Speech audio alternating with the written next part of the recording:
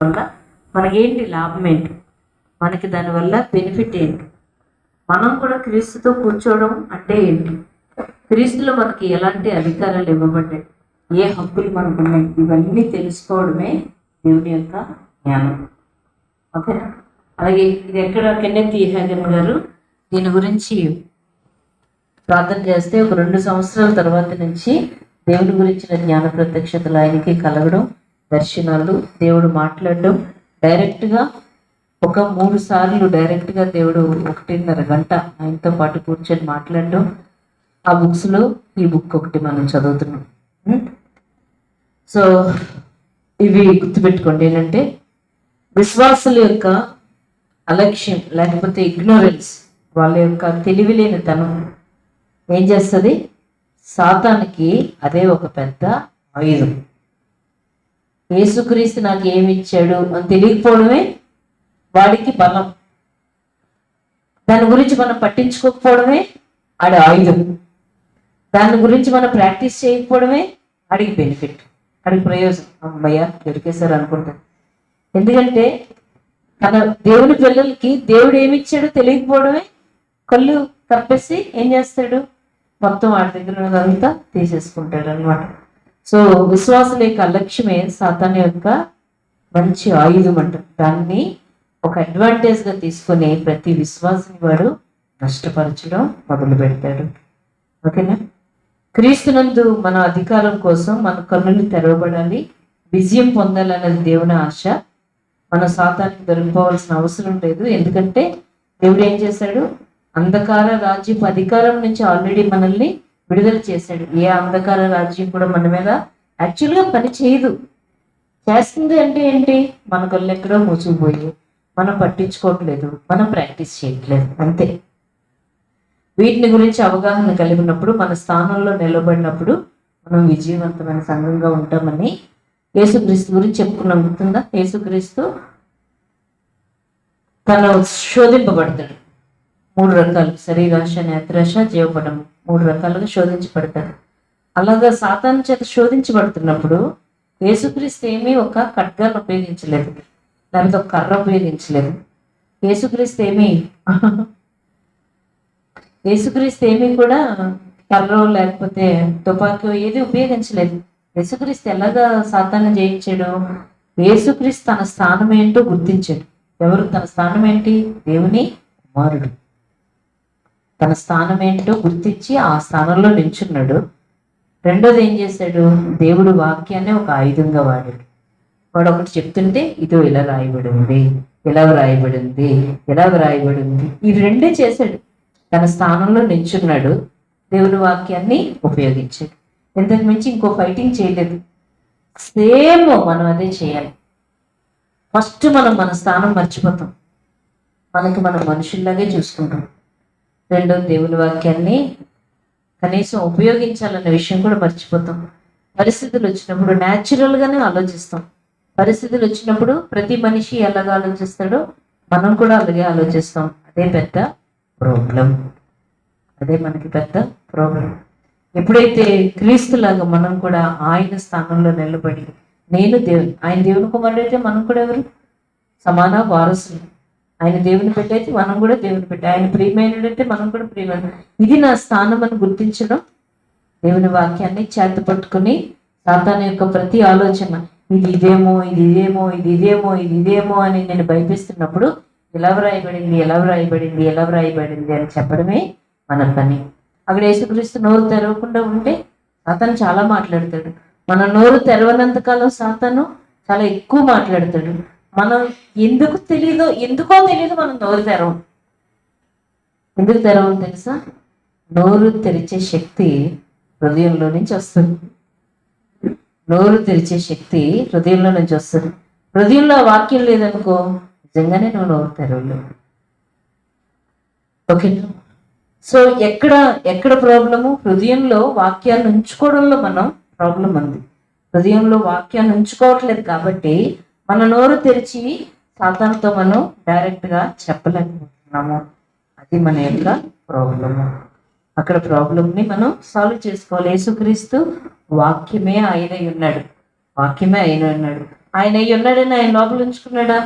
Right టైంలో right వర్డ్ని ఆయన నువ్వు ఈ రాళ్ళు రొట్టెలుగా చేయంటే మనుషులు రొట్టె వల్ల కాదు, దేవుడి నుంచి వచ్చే మాట వల్ల బ్రతుకుతానంటే, నువ్వు పైనుంచి కిందకు పడుకో అని అంటే నువ్వు దేవుడిని శోధించవలదు అని అంటాడు. నువ్వు నాకు సాగిలిపడు అంటే ఆయన్ని తప్ప ఇంకెవరిని సేవించకూడదు అంటాడు. అంతే, సాతాను వెళ్ళిపోతాడు. ఇంతకు మించి ఏమీ చేయలేదు ఏసయ్య. మనమే ఏసునామంలో పో అంటాం కానీ ఆయన పో అని కూడా సాతాన వెనకకు పో అని చెప్తాడు. అంతే. ఇది చెప్పగలగాలి అంటే వాక్యాన్ని ఖచ్చితంగా మనం ధ్యానించాలి, వాక్యాన్ని మన మనసులో ఉంచుకోవాలి. ఓకేనా? సో మొట్టమొదటిది చెప్పుకున్నాం ఏంటి? యేసుక్రీస్తు సిలువ మీద ఎలాగా తన అధికారాన్ని పొందాడు. సిలువ మీద వెళ్ళకముందే అతన్ని చూసి చాలా దయ్యాలు ఏమవుతాయి, అమ్మో యేసుక్రీస్తు నువ్వు అప్పుడే ఎందుకు వచ్చావు, ఇంకా నీకు టైం అవ్వలేదు కదని గట్టి గట్టిగా అరుపులు వచ్చేది. మనుషులు కూడా ఈయనేంటి అధికారం గలవని గల బోధిస్తున్నాడు, శాస్త్రుల వల్ల బోధించలేదు అంటే మనుషులు గుర్తించే అధికారం ఉంది, దయ్యాలు గుర్తించే అధికారం కూడా ఆయన దగ్గర ఉంది. యేసుక్రీస్తు సిలువలో మరణించి ఏం చేశాడు? పరలోకం, భూమి, అలాగే నరకం, ఈ 3 లోకాల ఎదుట సాతాను ఓటమిని అందరికీ ప్రచారం చేశాడు. క్రీస్తునందు విజయోత్సాహంతో మనల్ని ఊరేగించాడంట. ఓకేనా? ఇంతవరకు మనం చెప్పుకున్నాం. అంటే దీంట్లో చాలా చెప్పుకున్నాం. కొలసీ పత్రికని, హెబ్రీ పత్రికని, ప్రకటన గ్రంథం, ఇవన్నీ చెప్పుకొని వచ్చు. సో ఈరోజు ఇంకొకటి, రెండోది, సింహాసనం నుండి, థ్యాంక్ యూ వెరీ మచ్, సింహాసనం నుంచి త్రోయబడిన శక్తి. ఎవరి సింహాసనం నుంచి? అప్పటి వరకు సాతాను సింహాసనం మీద కూర్చొని ఉన్నాడు. అప్పటి వరకు సాతాను సింహాసనం మీద కూర్చొని ప్రతి మనిషిని చంపేయడం, నరకంలోకి తోసాడు. మనిషికి దేవుడికి మధ్యలో సంబంధం లేకుండా చేయడం, ఇది సాతాను చేస్తున్నటువంటి పని. కానీ యేసుక్రీస్తు ఎప్పుడైతే వచ్చాడో ఆయన ఏం చేశాడు? సాతాను యొక్క ప్రతి శక్తిని, అంటే వాడిని మనం ఒక ఆఫీస్లో ఒక ఆఫీసర్ని కూర్చోబెట్టాం అనుకోండి, చెప్పుకున్నాం కదా, ఒక సీఎంని కూర్చోబెట్టాం, సీఎం చైర్లో కూర్చోబెట్టాం. 5 సంవత్సరాల తర్వాత ఏం చేయాలి సీఎం గారు? తర్వాత లేదు నేనే అంటే అస్సలు కుదరదు. ఇంకా అతనికి ప్రతిపక్షానికి ఇంకా ఎలాంటి సంబంధం లేదు. నేను పరిపాలిస్తానంటే అసలు ఏమీ లేదు, కుదరదు ఇంకా అక్కడంతా. ఓకేనా? అలాగా సాతాను తన సింహాసనం నుంచి, సాతాను యొక్క శక్తి నుంచి, సాతానుకున్నటువంటి ప్రాధాన్యత నుంచి, సాతానుకున్న శక్తుల నుండి యేసుక్రీస్తు తీసి పక్కన పెట్టాడు అనమాట. సింహాసనం నుంచి కిందకి దింపాడు. ఓకేనా? ఆ సింహాసనం మీద ఆయన ఎక్కలేదు, మనల్ని ఎక్కించాడు. హల్లెలూయా.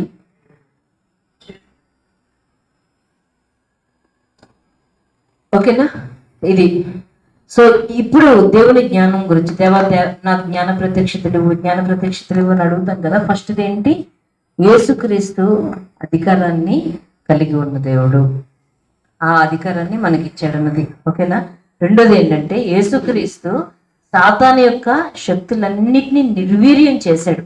తన స్థానం నుంచి, తన సింహాసనం మీద నుంచి సాతాన్ని కిందకి తోసేశాడు కంప్లీట్గా. ఇంకా అక్కడ ఎలాంటి అధికారం లేదు. ఇది తెలియడమే దేవుని జ్ఞానం. ఇప్పుడు నేను చెప్పాను కదా, నాకైనా, మీరు వింటున్నారు కదా, మీకైనా జస్ట్ సాతాన్ని సింహాసనం నుంచి తోసాడా, ఓకే ఓకే అని వెళ్ళిపోయామనుకో, ఏమి పని చేయలేదు. ఇది మనలోకి ఏమవ్వాలి? లోపలికి లోపలికి వెళ్ళి ఇంకిపోయి సాతాను వాడి స్థానం, వాడి యొక్క సింహాసనం మీద లేడు. ఎలా చెప్పాలంటే, మీ దేవుడెవరు? ఎవరు? సిగ్గుపడిపోయాడండి. యేసుక్రీస్తేనా మీ రక్షకుడు? ఎవరు? మీ పాపాలు ఎవరు క్షమించారు? ఏమైనా ఏమైనా అనుమానం ఉందా?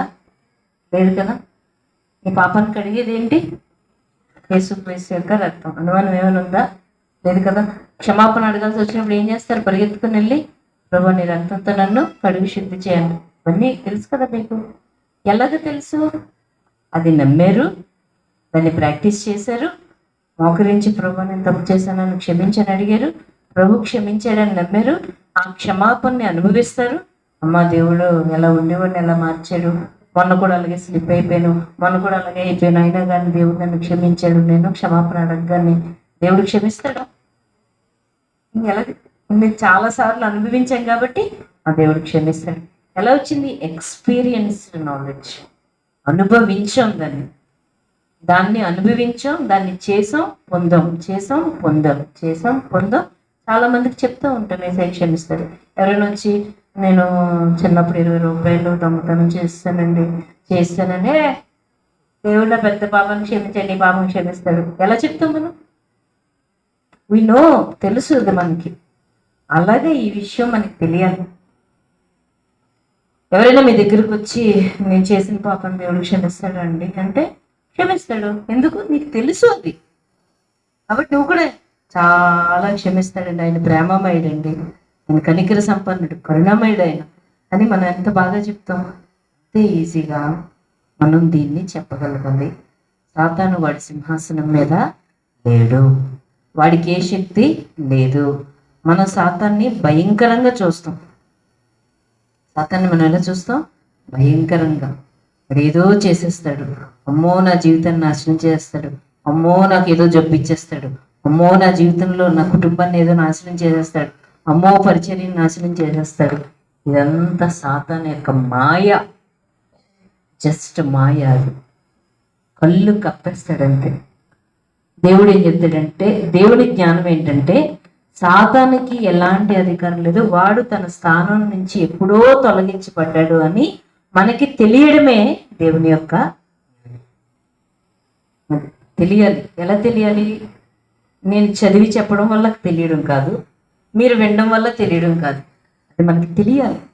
అది వినాలి, వినాలి, మనసులో పెట్టుకోవాలి, అర్థం చేసుకోవాలి, దానిని ప్రాక్టీస్ చేయాలి. ఉదయాన్నే లేస్తావు, నీకు ఏదో ఒక బాధో ఇబ్బందో, కడుపు నొప్పో, లేక చెయ్యి నొప్పో, కన్ను నొప్పో, ఒళ్ళు నొప్పో, లేకపోతే ఏదో మానసికమైన ఒత్తిడో, ఇంట్లో పరిస్థితులు ఏవో వచ్చాయి.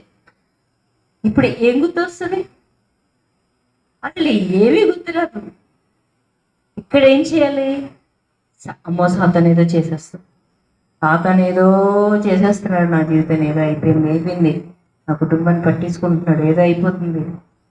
సాతాను శక్తులన్నీ తొలగించబడ్డాయి, అంతే అంతే. ఇది ఏం చేయలేదు, విన్నావు, తెలుసుకున్నావు, దేవుడి దేవల్ నీకు గుర్తొచ్చిన తర్వాత ఏం చేయాలి? దీన్ని ప్రాక్టీస్ చేయాలి. సాతాను నన్నేమి అసలు నీకు శక్తి ఉంటే కదా నన్నేమి చేయడానికి. నీకు శక్తి లేదు. ఇదే దేవుని జ్ఞానం. ఇది ఎవరు మనకి ఇస్తారు? దేవుడి పరిశుద్ధాత్మ దేవుడు ప్రతిదినం ప్రభువా నిన్ను గురించిన జ్ఞాన ప్రత్యక్షతలు నాకు ఇవ్వా అని అడిగినప్పుడు ఖచ్చితంగా హృదయం లోపల ప్రత్యక్షతని కలుగజేస్తుంది. ఇవన్నీ ఎందుకు ఉపయోగించుకుంటాడంటే దేవుడు, ఇవన్నీ ఏంటనుకుంటున్నారు? మనం బజార్ నుంచి వంకాయలు, బెండకాయలు, ఉల్లిపాయలు, పచ్చిమిర్చి తెచ్చుకుంటామా? కూర అయిపోతుందా? కూర అవుతుందా? అవదు కదా. ఏం చేయాలి? ఏమేమి కావాలో తీసుకొని వాటన్నిటిని కట్ చేసి వండి అన్నీ చేస్తే అప్పుడు అవన్నీ తింటే అప్పుడు అది కూర అవుతుంది, తింటే మనకు బలం వస్తుంది. ఇవన్నీ ఇప్పుడు నేను చెప్తున్నది, నేను చదివింది ఎందుకు ఉపయోగపడుతుంది అంటే స్టోరేజ్ అనమాట. నువ్వు వండుకోవడానికి రెడీగా దేవుడు ఏం చేస్తున్నాడంటే నీకు నాకు ఏం చేస్తున్నాడంటే అవన్నీ నీకు వస్తువుల్ని రెడీగా పెడుతున్నాడు. నీకు వస్తువులే లేవనుకోండి, అసలు ఇంట్లో వస్తువులే లేవు, నువ్వు ఎలా వండుకుంటావు? అందుకనే దేవుడు మనల్ని ప్రేమించి ఏం చేస్తున్నాడంటే ఇది ఇదిగో ఇదిగో ఇదిగో ఇదిగో అని ఇన్ఫర్మేషన్ని మనకి ఇస్తున్నాడు. ఈ ఇన్ఫర్మేషన్ని కన్ఫర్మ్ చేయాల్సింది ఎవరు? పరిశుద్ధాత్మ దేవుడు కన్ఫర్మ్ చేయాలి. హల్లెలూయా. మన హృదయంలో కన్ఫర్మేషన్ రావడానికి కావలసిన వ్యక్తి ఎవరంటే పరిశుద్ధాత్మ దేవుడు. ఎప్పుడు ఇస్తాడు? వెంటనే ఇచ్చేస్తాడా? వస్తుంది. ఎప్పుడు ఇస్తాడు? నువ్వు ఏం అడగాలి? అడుగుడి నీకు ఇవ్వబడింది. వీళ్ళు ఎవరికైనా జ్ఞానం కొదవైతే వాడు దేవుణ్ణి అడగవలను. ఆయన ఎవరిని గద్దింపగా అడుగు ప్రతివానికి. దాంట్లో చదువు లేనోడైనా పర్లేదు, చదువుతో సంబంధం లేదు. ప్రభు నాకు జ్ఞాన ప్రత్యక్షత ఇవ్వా, నాకు ఆస్తి ఇచ్చేవంట కదా. ఏ ఆస్తి? దెయ్యపు శక్తుల మీద అధికారం ఇచ్చావంట. నువ్వు నా వ్యాధి వేదనల మీద అధికారం ఇచ్చావు, ఆత్మీయ మరణం మీద అధికారం ఇచ్చావు. ఇవన్నిటి మీద నువ్వు అధికారం ఇస్తే, ప్రభువా నేను ఎందుకు ఇలా ఉంటాను దేవా? నాకు అర్థమైతే ఒక నిమిషంలో నేను దాన్ని తొలగించుకోగలను. దయచేసి నాకు జ్ఞాన ప్రత్యక్షత ఇవ్వా, నాకు జ్ఞాన ప్రత్యక్షత ఇవ్వా. ప్రభు ఎప్పుడో ఆ ప్రత్యక్షతని మనసులో కలుగు చేస్తాడు. చేసిన వెంటనే నువ్వు దాన్ని ప్రాక్టీస్ చేయి. చేసిన వెంటనే రెవల్యూషన్ దేనికి? ప్రత్యక్షత దేనికి? కొంతమంది ప్రత్యక్షతను తీసుకొని కిరీటంలో పెట్టుకొని తిరుగుతుంటారంట. ఎందుకంటే నాకు ఇది తెలుసో తెలుసో తెలుసో దేవుడు నాకు రివీల్ చేశాడు, దేవుడు నన్ను. ప్రత్యక్షత కిరీటంలో పెట్టుకొని తిరగడానికి కాదు. ప్రత్యక్షత అన్నది ప్రాక్టీస్ చేయడానికి. ప్రత్యక్షత అనేది ప్రాక్టీస్ చేయడానికి. ప్రత్యక్షతను పట్టుకొని మనం అందరికీ బోధిస్తూ ఉంటాం, దేవుడు నాకు ఇది చెప్పాడు, నాకు ఇది చెప్పాడు, నాకు ఇది చెప్పాడు అని. దానివల్ల యూజ్ ఏముంటుంది?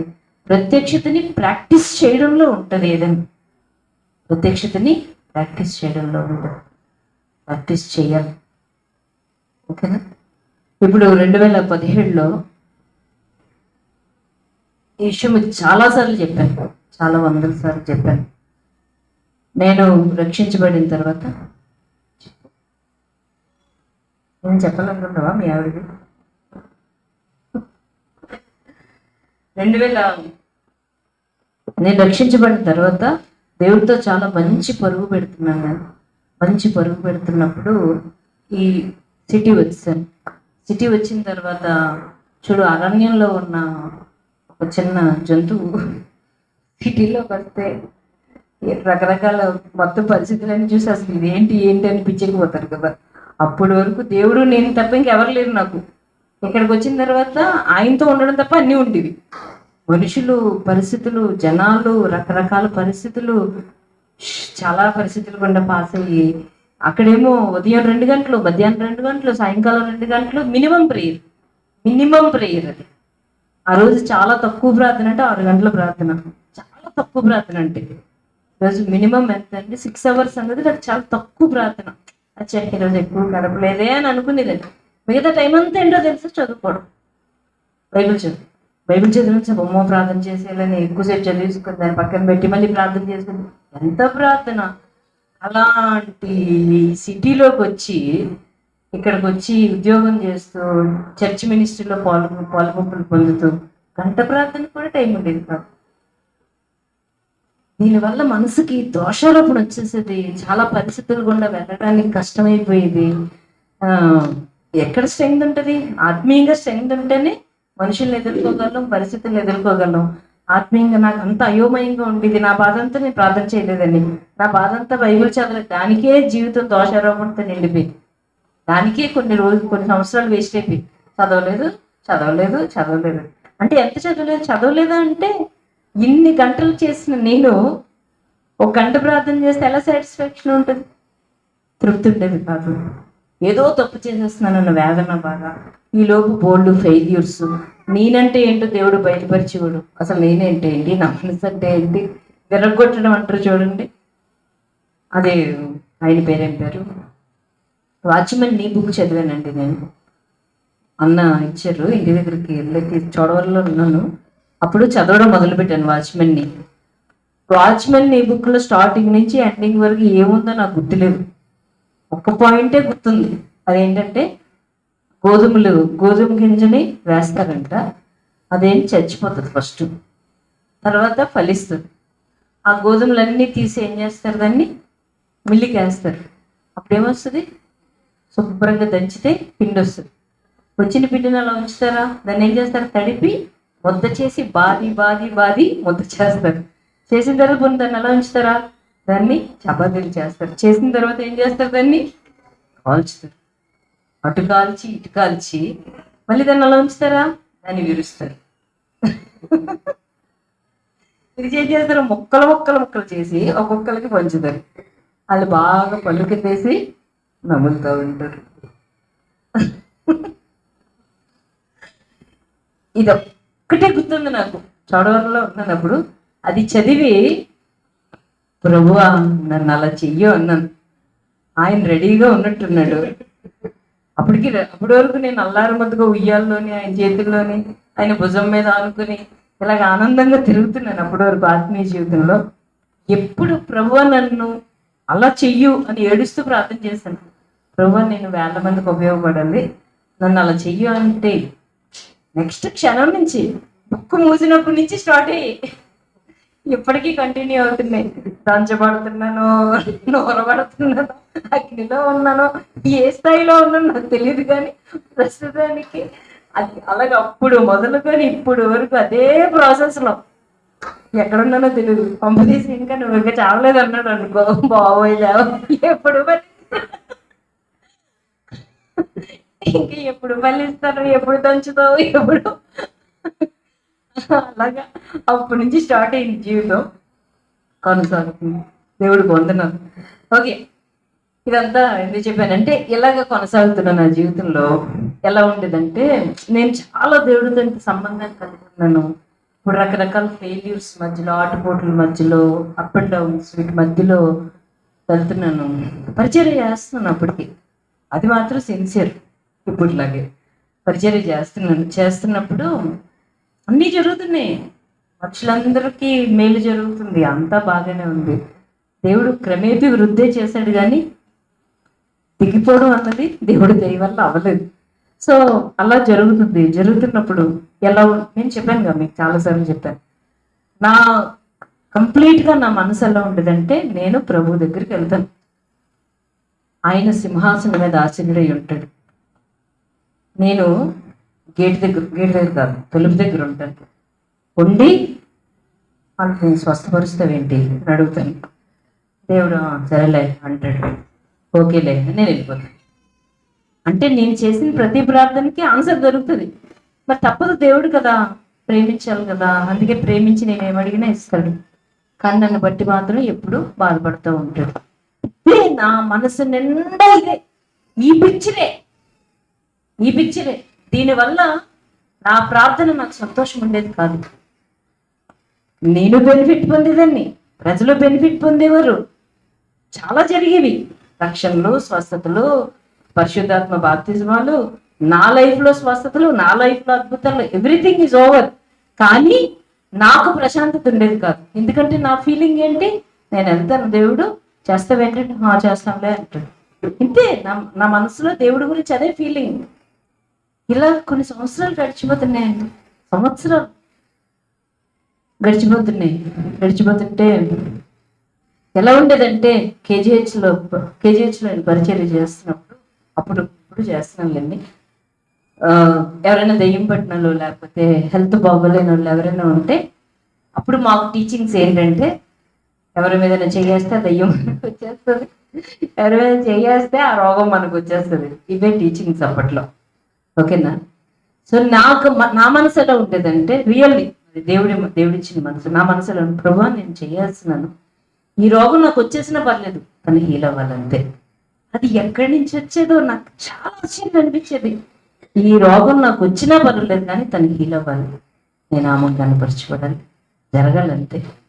ఈ మొండితనంతో నేను వెళ్ళిపోయేదాన్ని, ఏ రోగం నాకు రాలేదు దేవుడి దేవుడు. ఎందుకంటే అసలు వాక్యంలో లేదండి బాబు, అక్కడ వాక్యంలో లేదు నువ్వు ప్రార్థన చేస్తే నీకు ఆ రోగం వస్తుందని కానీ, దెయ్యాలు ఎందుకు వస్తాయని కానీ లేదు. అవన్నీ ప్రభు తీసుకున్నాడు, యేసుక్రీస్తు నామంలో అక్కడికి వెళ్ళిపోతాయి, మన దగ్గర ఏమీ ఉండవు. కాబట్టి చాలా హాయిగా నువ్వు విశ్వాసం అయితే అనేక మంది మీద చేతుల నుంచి నువ్వు ప్రార్థన చేయగలవు. ఈ మనసుతో, ఈ మొండితనంతో ఇలా వెళ్ళిపోవడమే తప్ప ఏముండేది కాదు. ప్రార్థన చేస్తే ప్రభు వాళ్ళకి ఇస్తాడని. కానీ 2017లో ప్రభు నేను దేవుడి సన్నిధిలో ప్రతిరోజు కొంత సమయం గడపాలని సిన్సియర్గా పెట్టుకొని, ఆ టైం దేవుడిదే. ఇంకా ఎందుకంటే టైంని చేజిక్కించుకోవడానికి టైం దొరికేది కాదు, పనికి హద్దులు ఉండేవి కాదు, 24 గంటలు సరిపోయేవి కాదు. ఇంక ఇలా కుదరదు, పని జరుగుతుందో నాకు అనవసరం, ఎవడు తిట్టుకోవడం నాకు అనవసరం. ఈ టైము అంటే నా పనులు సుమారు 10 గంటలకు అయిపోతాయి అనుకోండి, 10 నుంచి 12 వరకు. ఈ పనులు అవ్వలేదు అనుకోండి, ఇంకా అలా వదిలిపెట్టి ఆ టైంకి వచ్చి కూర్చోడమే అంతే. ఇంకా ఇది చెయ్యాలి, లేకపోతే నాకు అవడం లేదు, నేను దేవుడితో స్పెండ్ చేయలేకపోతున్నానని. 1వ రోజు 2వ రోజుకే ఆయనకి ఎంతో ప్రేమ గల దేవుడు అంటే ఇప్పటికీ మారని దేవుడు ఆయన. ఎప్పటికీ అంతే. మొదలు పెడితే ఇక్కడికి వచ్చి ఏమవుతుంది నీకు?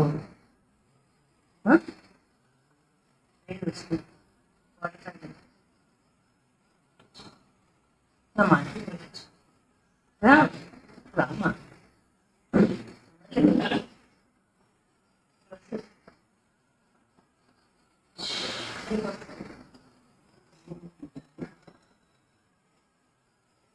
ఓకేనా?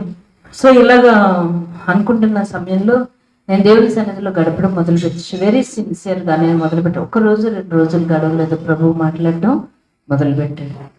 మొదలుపెట్టిన తర్వాత ద వెరీ ఫస్ట్ రివల్యూషన్, ప్రత్యక్షత దేవుడు నాకు ఇచ్చింది ఏంటో తెలుసా? ఆయన నామమందు నిర్భయమైన ప్రవేశము ధైర్యము కలదు అని. ఎన్నిసార్లు చదివాను ఆ పత్రికని, నేను ఎన్ని వందల సార్లు చదివేశానో నేను ఆ పత్రికని, ఎఫ్ఎస్సి పత్రిక ఎన్నోసార్లు చదివాను ఆ పత్రికని. కానీ ఆ రోజు నాకు దేవుడు ఇచ్చిన, ఇందాక చెప్పాను కదా, నీకు అన్ని ఐటమ్స్ అన్ని దగ్గరలో ఉంటాయి. దేవుడు ఏం చేస్తాడు? అన్నీ కలిపి పెట్టి నీకు ఇస్తాడు. వింటున్నారా? మేము ఆలోచిస్తున్నాను. సో ఆ రోజు అది చదువుతుండే పరిశుద్ధాత్ముడు ఒక్కసారి నా కళ్ళు తెరిచాడు. ఏంటది? ఆయన నామమందలి విశ్వాసం ద్వారా, అంటే యేసుక్రీస్తు నందలి విశ్వాసం ద్వారా నేను దేవుణ్ణి భయం లేకుండా ధైర్యంగా నేను ఆయన సన్నిధిలో ప్రవేశించవచ్చు. పట్టా పంచులైపోయేది. ఎక్కడుండేదాన్ని నేనప్పుడు? దేవుడు అక్కడెక్కడో సింహాసనం మీద ఉంటే నేను ఎక్కడుండేదాన్ని? తలుపు దగ్గర ఉన్నట్టు. చేస్తావేంటి అంటే చేస్తానులే అన్నట్టు. ఇది కదా. ఇప్పుడు అలా కాదుగా. తండ్రి ఎక్కడ ఎదురుగా ధైర్యంగా నిర్భయంగా పరిశుద్ధుడమైన తండ్రి అని పిలిచి ప్రార్థన చేశాను. అప్పుడు పిలిచాను కాకపోతే ఆ గేట్ అవతల నుంచి, కానీ ఇప్పుడు పిలిచాను ఆయన ఎదురుగా నిల్చొని. హల్లెలూయా. అది ఆ ప్రత్యక్షత నా జీవితంలో కలిగిన తర్వాత ఏం జరిగాయి చెప్పండి? నెక్స్ట్ ఏంటి? ఎన్ని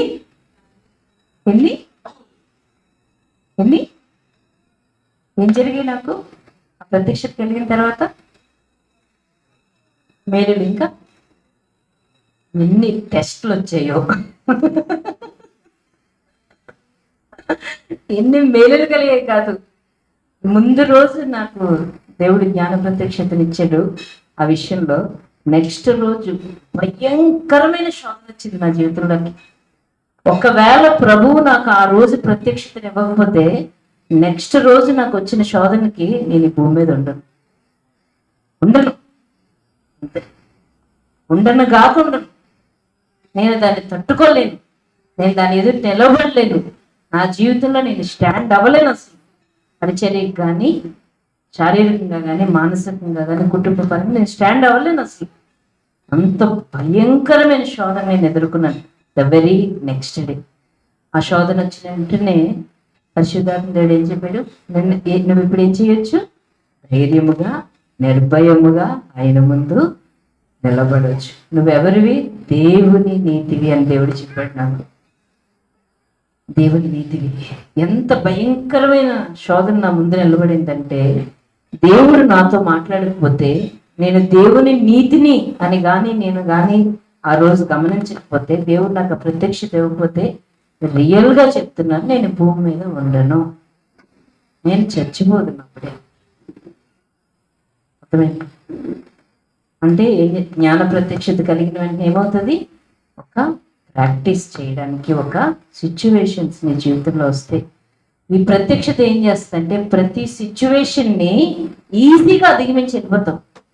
ఈజీగా దేవుడు ఆల్రెడీ చెప్పాడు అనుకుని చాలా సంతోషంగా అధిగమించుకుంటూ వెళ్ళిపోతాం, ప్రాక్టీస్ చేసుకుంటూ వెళ్ళిపోతాం. దేవుడు ఇచ్చాడంటే అది నమ్మి దాన్ని చేయడం, అదే ప్రత్యక్షతకున్నది. నాకు దేవుడు నన్ను తన నీతి అని పిలిచాడు, దేవుడు నాకు ధైర్యంగా నిర్భయంగా దేవుని సన్నిధి ప్రవేశించొచ్చని చెప్పాడని 10 మందికి చెప్పిన తర్వాత పరిస్థితి వచ్చిన తర్వాత నేను నించోలేదనుకో, ఎందుకది? ఆ ప్రత్యక్షతే వృధా అయిపోతుంది నా జీవితంలో. ఆ ప్రత్యక్షతే నాకు వృధా అయిపోతుంది. సో దేవుడు ఇవన్నీ మనకి ఎందుకు తెలియజేస్తున్నాడంటే, నువ్వు దాని మీద మైండ్ పెట్టి కాన్సన్ట్రేట్ చేసి, దేవా దయచేసి నాకు ఈ విషయంలో జ్ఞాన ప్రత్యక్షత ఇవ్వు అన్నప్పుడు, జీవితంలో ప్రతిరోజు ఉదయం లేచినప్పటి నుంచి నీ మనసులోకి, నీ శరీరంలోకి, నీ ఇంటిలోకి, నీ పరిస్థితిలోకి వస్తున్న ప్రతి పరిస్థితిని అధిగమించడానికి ప్రభువు నాకు శక్తినిచ్చాడన్న విషయాన్ని గుర్తించుకొని, గ్రహించుకొని, ఆ సత్యంలో నిలిచి దానిలో నడిస్తే దాని గురించి మన సఫరింగ్ అన్నది తగ్గిపోయి చాలా ఈజీగా ప్రతి పరిస్థితిని ఎదుర్కొని రాజుల్లాగా వెళ్తామంట పరిస్థితులన్నిటి మీద. అది దేవుని ఆశ, అది దేవుని యొక్క ఆశ. కానీ ఆ సమయానికి వచ్చేసరికి అన్నీ మర్చిపోవడం అన్నది, మర్చిపోవడం మన అజ్ఞానం. మర్చిపోయారు అమ్మయ్య అనుకుని దాన్ని ఉపయోగించుకోవడం సాతాను యొక్క జ్ఞానం. సో దేవుడు వీటన్నింటినీ మన మనసులో స్థిరపరిచేలాగా చాలా కాన్సన్ట్రేషన్. ఇది ఇక్కడ జస్ట్ ఇంకొక పావుగంటలో వదిలేసి వెళ్ళిపోతాం. మర్చిపోకుండా ఉండాలి. దేవా నేను మర్చిపోకూడదు, దేవా నేను మర్చిపోకూడదు, దీన్ని ఎలా అయినా నాకు గుర్తుండాలి దేవా అని చెప్పుకుంటాం. 1 కొరింథీ పత్రిక 2వ అధ్యాయం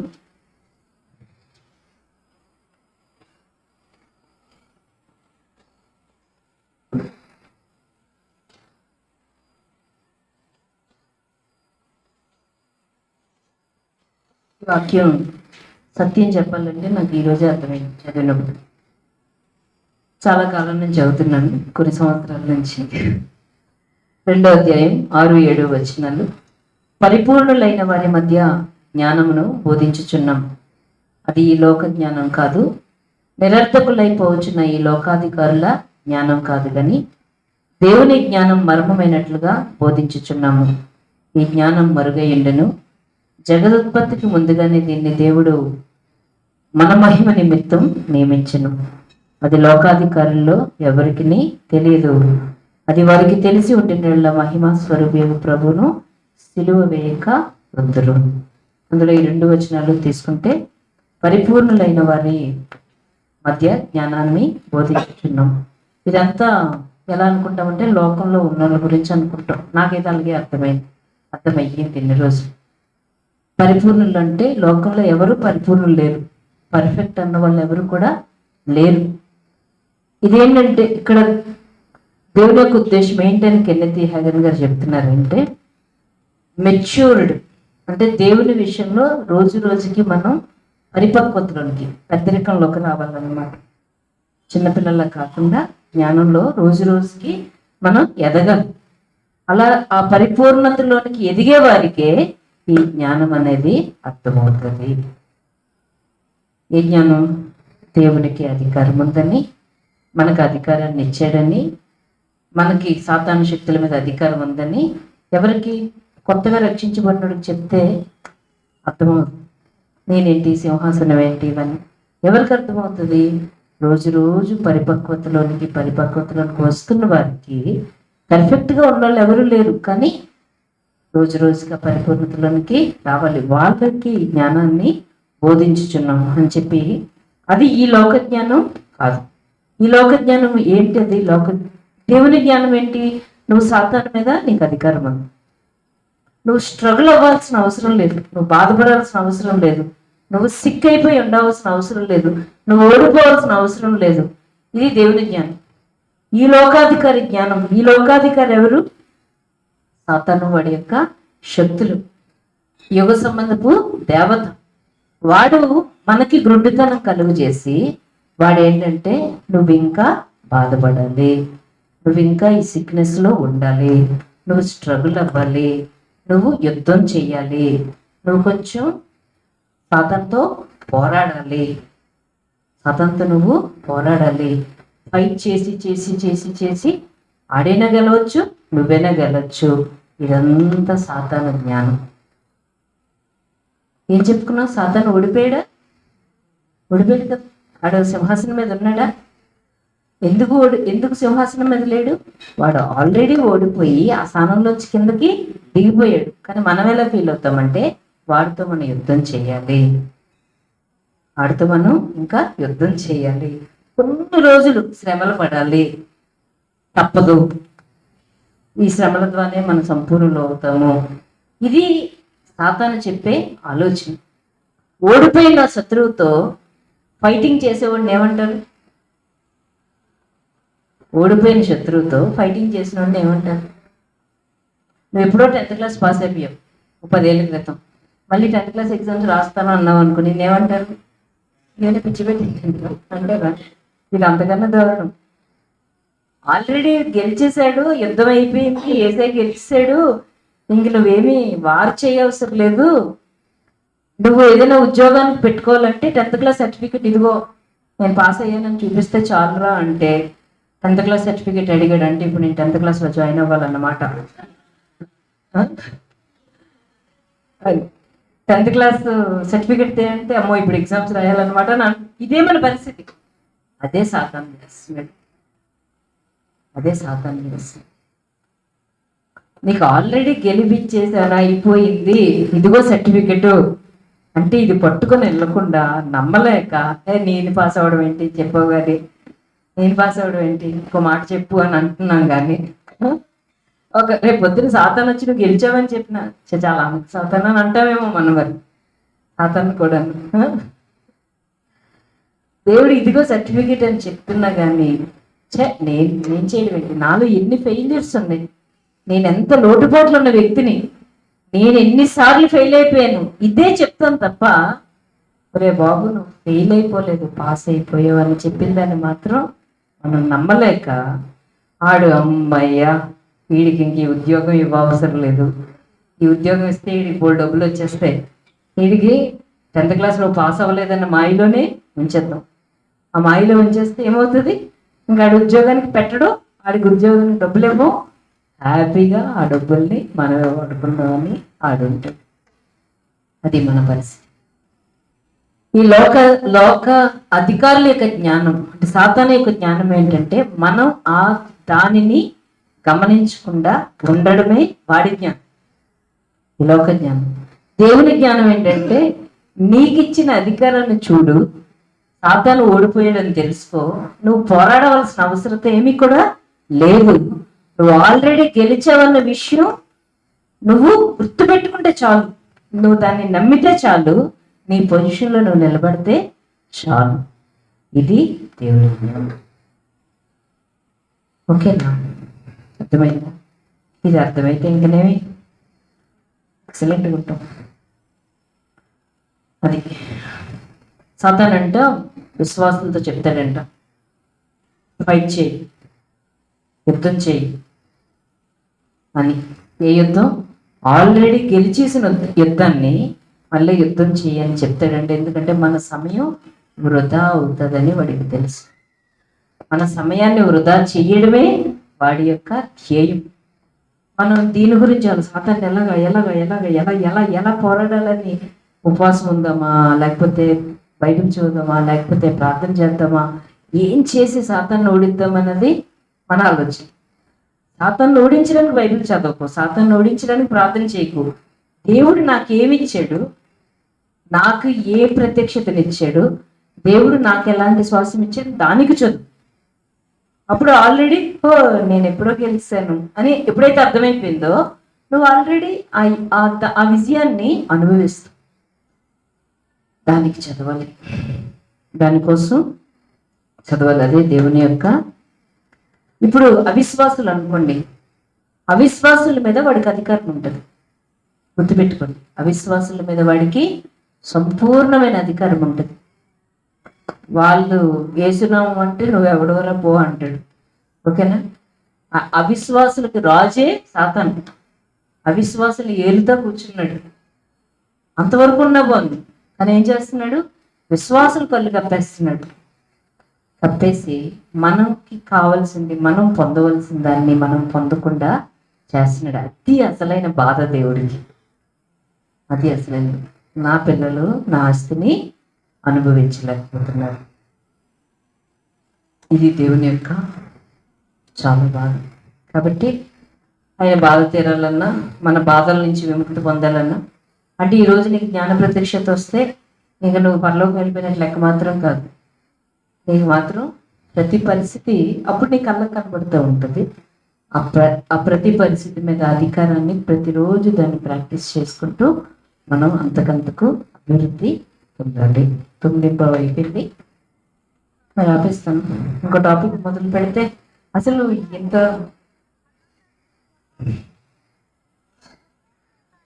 ఈరోజు ఏం చెప్తా, ఏదో చెప్పగలనే వచ్చాను కానీ ఒక టాపిక్లో ఆఫ్ కూడా అవ్వలేదు మరి. రెండో టాపిక్ ఏంటంటే మనం క్రీస్తు ఉన్నత స్థలం ముందు కూర్చోవడం అంటే ఏంటి, ఆయన అలా కూర్చోవడం వల్ల మనకు బెనిఫిట్ ఏంటి, మనం కూడా క్రీస్తుతో కలిసి మనం కూర్చున్నాం, క్రీస్తుతో కలిసి మనం కూర్చోవడం అంటే ఏంటి అన్నది నెక్స్ట్ స్టెప్ చెప్పుకుందాం. మరి ఇప్పుడు అంతా ఎక్కేస్తే కష్టం, మైండ్లోకి వెళ్ళి. సో ఈరోజు చెప్పుకున్నది ఏంటి చెప్పండి, ఫైనల్ చెప్తారండి. చాలా ఉన్నాయి, చాలా అర్థమవుతాయి. ఒక్కొక్కరు ఒకటి చెప్పండి. రవి గారు ఏమర్థమైందండి మీకు? ఏదో ఒక పాయింట్ చెప్పండి ప్లీజ్ అండి, చాలా చెప్పి చెప్పండి.